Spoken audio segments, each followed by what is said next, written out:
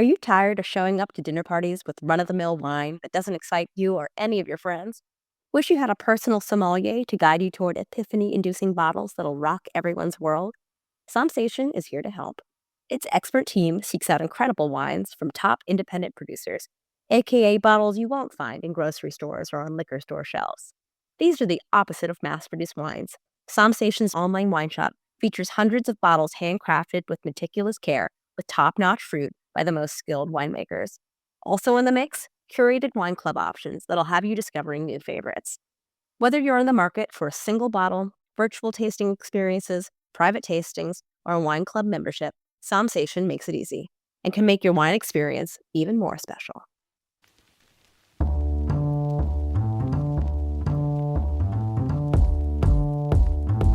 Hi, I'm Rachel Tepper-Paley, Digital Managing Editor at Wine Enthusiast magazine. Today, we're talking with wine enthusiast Writer-at-Large Christina Pickard, who reviews wines from Australia, New Zealand, England, and New York for our publication. Christina has for years been one of the many voices helping us craft our vintage chart, the most recent edition of which appears in the winter issue of Wine Enthusiast magazine. Vintage charts have long been a helpful tool to collectors, helping direct them to bottles that are peaking in quality and pinpoint those that may be past their prime. But a closer look reveals deeper stories about wines around the world and hints as to what may be on the horizon. In this episode, Christina helps us decode takeaways from the vintage chart, both from her regions and beyond. Hey, Christina, thanks so much for being with me today. It's a pleasure to be here. So I hear you are reporting live from Central Otago, New Zealand. I am. I'm not even going to tell you how breathtaking my view from my accommodation is, what I'm staring at right now, because it will just make you too jealous. I'm already jealous. It's too late. Um, so, Christina, you contributed to the winter issue of Wine Enthusiast, in one way, in the vintage chart, which is what we're here talking about today. I'd love you to talk a little bit about what surprised you about the regions you tasted this year that you see reflected in the vintage chart. Yeah, absolutely. So I've been with Wine Enthusiast now for almost 8 years as a writer, as large and reviewer, which is kind of making me feel a bit like an old lady in some contexts. So I've been able to contribute to the vintage chart for quite a few years now, and so it's been giving me, I think, has given me a little bit of a perspective. I remember in the early years feeling really intimidated, sort of, taking that mantle from my predecessor and going, "Oh God, this is now, sort of my interpretation of the chart," without being unfaithful to his interpretation. But it's been interesting to be able to look at sort of now 7 or 8 years of my own scores and my own thoughts on from vintage to vintage, and seeing the way that the regions that I cover have changed, or not changed. But really everywhere in the wine world is certainly being affected by climate primarily, which is really makes a big difference to, of course, the wines in our glass every year. But, there's always wines and vintages that upon first tasting look one way and then with time either improve or fall apart somewhat. So when we're entering our score and our age predictions, whether we advise to hold it or drink it or it's in decline or whatever, for the most recent vintage, so in this case, for this winter issue, it's 2023. That's really us reviewers predicting to the best of our abilities and based on what we've tasted and learned about the growing season, the future of a certain region. But as the years go on, we look back at certain vintages, we get opportunities to taste in the region with producers at large regional tastings.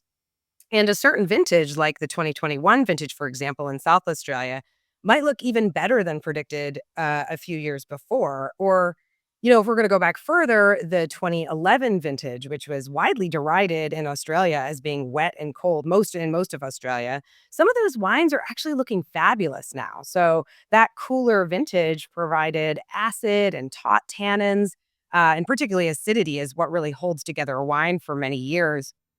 The same has been said by my fellow reviewer and writer at large, Matt Ketman, about the 2011 vintage in his region in the central coast of California. Like, these are wines that, we all thought, oh God, this is like the worst vintage, in decades. And actually, you look at them and they're elegant and they're still fresh today. And sometimes more than some of those so-called perfect growing seasons, which can sometimes fall apart because maybe the fruit was too ripe or too flabby to withstand the test of time. So, To some extent, it's similar to En Primeur and Bordeaux, this vintage chart. It's an exercise in crystal ball gazing, and it shouldn't be mistaken for anything other than predictions. That would be my 2 cents. Has there been a precedent for, you say that these vintages that you maybe had previously not thought were gonna be great, but then turned out great? Like, have you seen that often in your career? Is that the norm? I don't know. It's hard to say anything's the norm in the wine world. It's hard to generalize too hugely. But what I would say is often, and it definitely depends on your palate, but if you are somebody who's a bit of an acid hound like I am, likes acidity, likes that elegant and freshness, then I would say those cooler vintages that often are, maybe particularly in the past. Unfortunately, we're having less and less cooler vintages with climate change, but those cooler vintages that in the beginning can just look really hard, really hard acidity, really, really tight tannins, and they're hard to even put in your mouth when you're young, often can really be beautiful with time. So I would say if you are a collector and you do have them of those cooler vintages of the past, don't write them off. They may end up being the ones that look the best for you in 10, 20, 30 years' time. I love that. I'm gonna quote you to you now in the winter issue. In talking about takeaways from the vintage chart, you're talking about South Australia. You note that some of superb vintages were, quote, unicorns in the era of, quote, climate chaos. Do you see examples of climate chaos in other regions you review? And how do you think that will affect vintages in these regions going forward? Oh my gosh, Rachel, there is no region in the wine world that is untouched by climate chaos.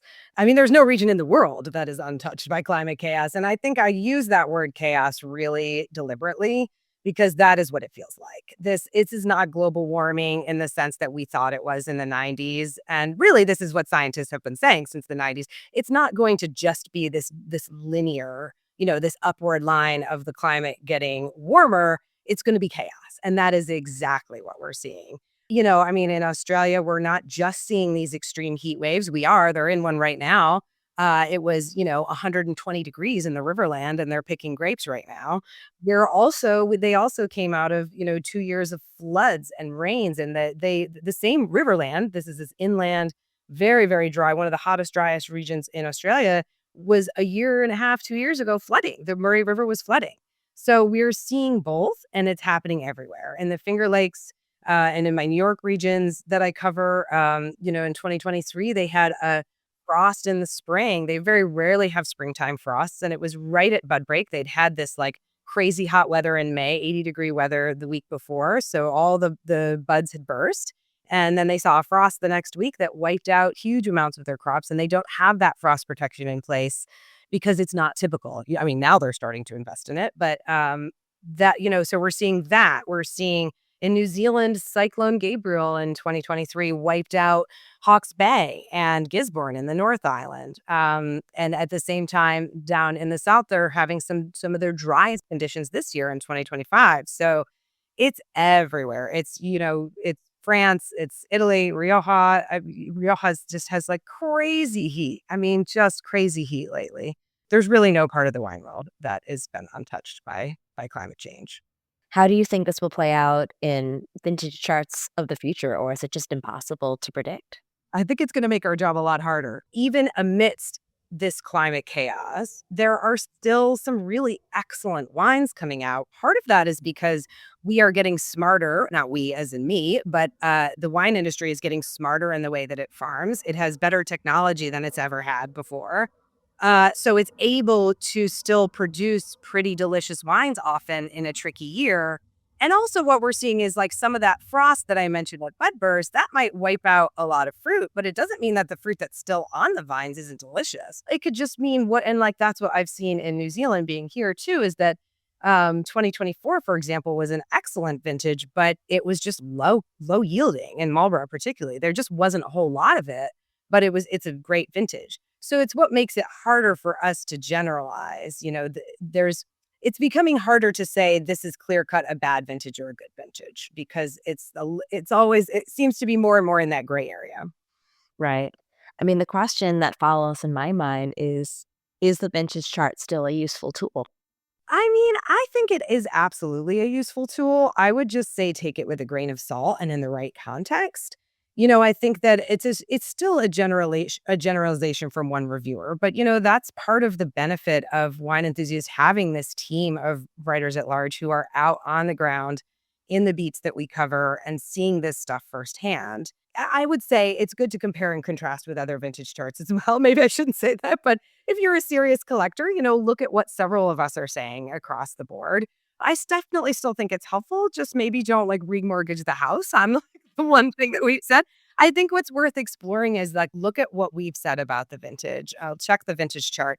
And then I know that we're starting as of this year to have some more comment of our own comments that below it to sort of flesh out a little further what we mean when we say we gave this vintage a 96 or whatever. And then you can also check the wineries' websites as well. They always have really useful information. So I'd say that the vintage chart is a really good, just quick shortcut into, let me just see, was this a good vintage? Is this something I should buy straight away? Or like, oh, maybe not. You can also look across at, the last decade or 15 years and see, for example, Margaret River in Western Australia, that, Western Australia is on the chart.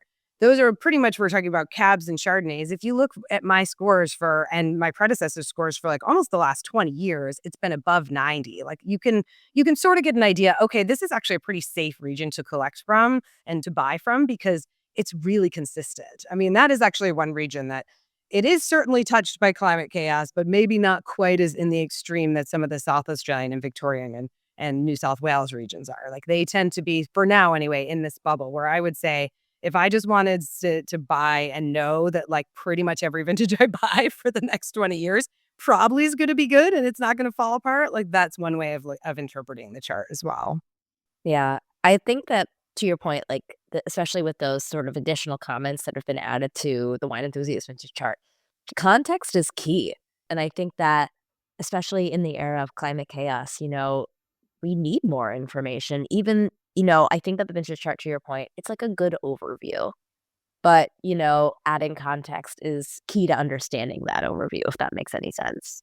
Absolutely. Yeah, absolutely. And I also think it's a way, I mean, I don't want to go down too much of a tangent with the climate and farming, but I've been here in New Zealand now for the last few weeks and I attended their Pinot Noir conference and it was very, very centered on environment and on farming and all the amazing new farming we now have like subterranean irrigation, which can cool the soils by 30 degrees. Like there's all this cool Wow. stuff that is coming in.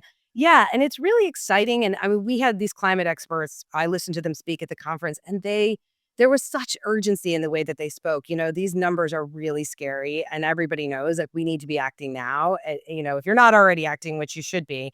But then it was very stark, I have to say, to then fly to Marlborough and you fly into Marlborough and as far as the eye can see is vines and it's a monoculture and there is a lot of very, very badly farmed vines. And this is in an area that is people know as, I think people think of New Zealand, it's so clean and green.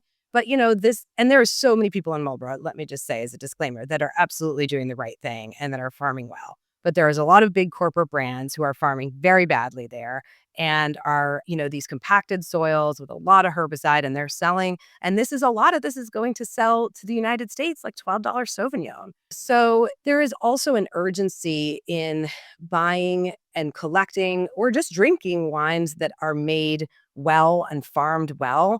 And I think one other nice way, if you're paying attention to the vintage chart, I would hope you're also paying attention to the way that people are farming and producing and you're buying up. I know it's not very inclusive in this moment in time to say we should all be spending more on wine. I know that's tough. But on the other hand, I think thinking of it the way that you might think of the way you eat meat, for example, if you're a meat eater, in trying to eat less meat and trying to go local as much as you can or go with people who are farming ethically, cheap meat we know is also had huge negative environmental impact. I think thinking of it the same way with wine, this is still an agricultural product and we now know, particularly with all we're learning with regenerative farming, that monocultures are not good. And so buy from places that are from producers who are doing the right thing and often in regions maybe where there's not a lot of huge corporate influence. I love Marlborough and I don't want to try to deride that as that's just because I happen to have been there.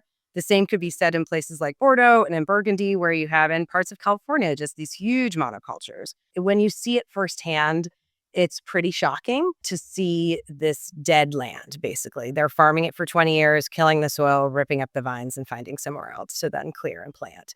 And this is all going into cheap wines. And again, there are many people doing the right thing, and this is mostly coming from big corporates who are selling cheap.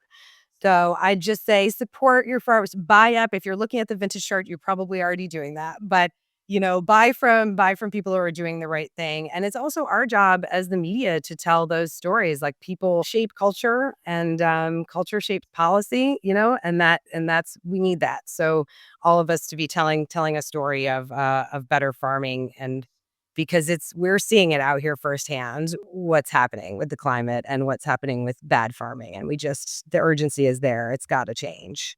Yeah, no, 100%. What can the changes that you've seen in your reviewed regions, and to remind folks, that's Australia, New Zealand, England, New York. Have I missed anything? Nope, those four. Okay. Um, what do those changes in your mind tell us about where the wine industry is headed in general? Well, I guess in sort of just leading on from what I was saying about climate and farming, I think in general, we are already seeing regions that were once thought too cool to be able to making wine very well. And I'd say England is probably the best example of that. I lived in England for a long time. And when I left in 2012, there was a burgeoning sparkling industry, but a whole lot of it could strip the enamel off your teeth with that was acid. It was pretty underripe because it was really on the edge of where ripeness was possible. And now, what are we, 13 years later? It is very much possible. And I saw Pinot Noir. It's still Pinot Noir at 14% alcohol there recently. There is massive plantings now happening in regions like the Crouch Valley and Essex, which is a warmer region, of still Pinot and Chardonnay. So we're even, sparkling is having its moment, but I predict in the next decade, we're going to see a lot more table wines out of these regions that we once thought were too cool. There's plantings in Scotland. There's plantings in Scandinavia now.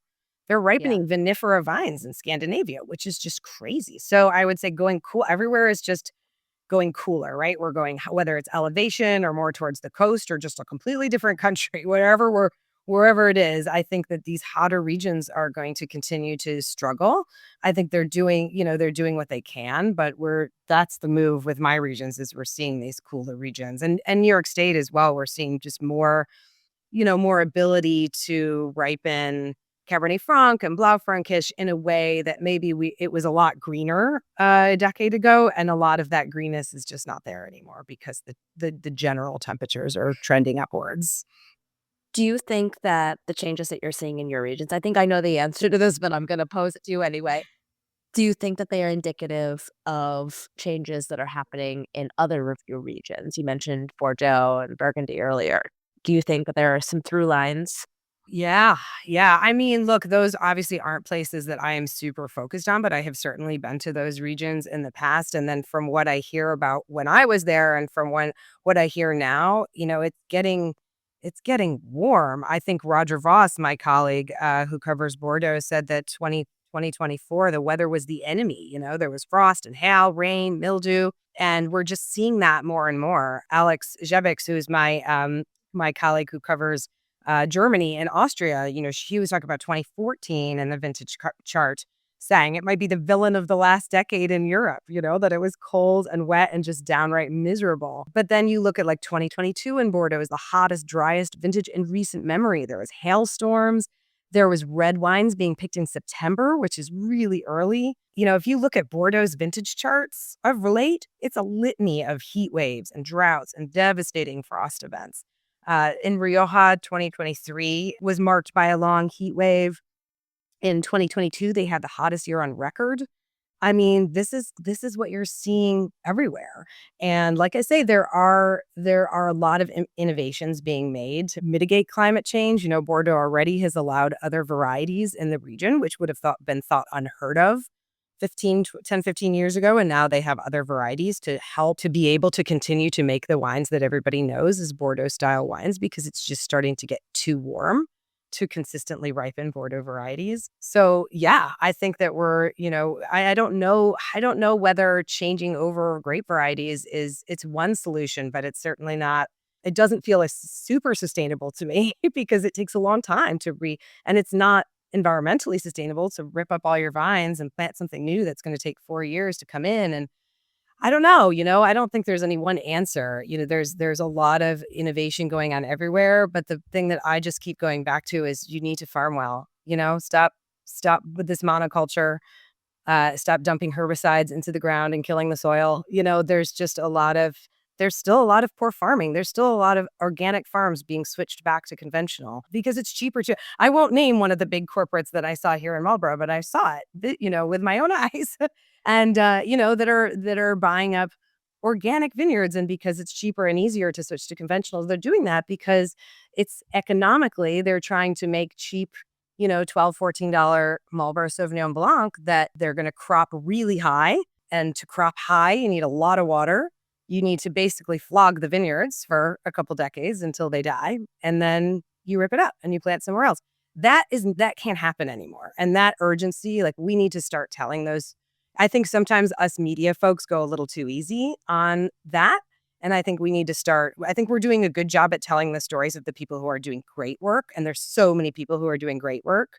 But I think we also maybe need to start holding the feet to the flames of some of particularly these bigger corporates who are not doing great work and getting away with it. Yeah. Do you have any predictions about your regions in the future, which, might be reflected in future vintage charts?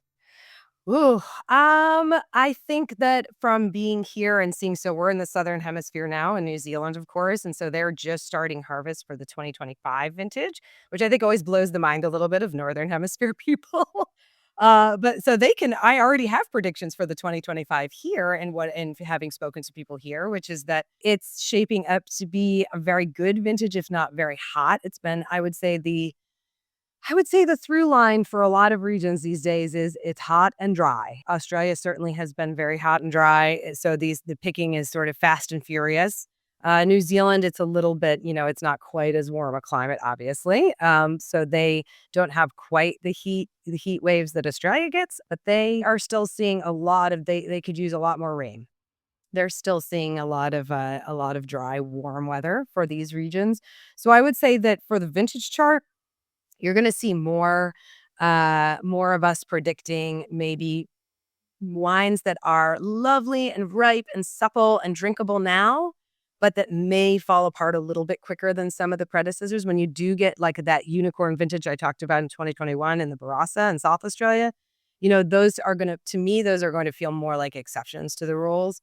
I think that would be my crystal ball gazing would be more warm vintages will equal more sort of drink now wines. So to really pay attention more to those when you do get those really nice, cool, even ripening years, because they're going to be fewer and far between.